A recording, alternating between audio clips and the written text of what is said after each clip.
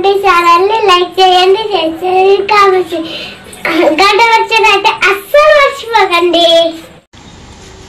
మా యొక్క మంచిర్యాల జిల్లా ముద్దుబిడ్డ బెల్లంపల్లి నియోజకవర్గం కోనంపేట మారుమూల గ్రామం. అంటే రాష్ట్రం ఎంత అభివృద్ధి చెందుతున్నా కోనంపేట అనేది ఇంకా మారుమూల గ్రామంలోనే ఉంది. ఆ ఊరికి ప్రాపర్ రోడ్ ఫెసిలిటీ.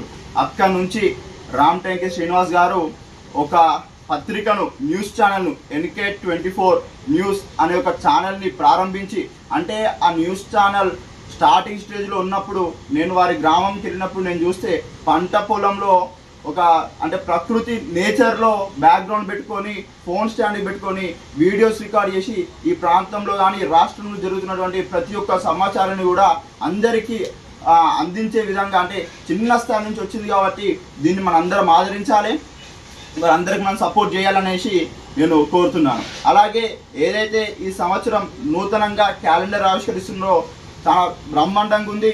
ప్రతి ఒక్కరి డేటా కూడా ఇక్కడ రావడం జరిగింది. ఈ మెయిన్గా చూసుకుంటే సే నో టు డ్రగ్స్. ఎందుకంటే ఈరోజు యువత అనేది డ్రగ్స్కి బాగా అలవాటు పడుతున్నారు. నేను ఏ ఒక్క పత్రికలో కూడా ఇది కొటేషన్ నేను చూడలేదు. అందరూ కూడా కమర్షియల్గా పోతుంటే అన్నమాతం యువతకి కానీ అందరికీ ఒక మంచి ఒక మెసేజ్ ఇద్దామనేసి సే నో టు డ్రగ్స్ అని పెట్టింది. కాబట్టి మనందరం కూడా NK24 ఛానల్కి సపోర్ట్ చేయాలనేసి నేను కోరుతున్నాను.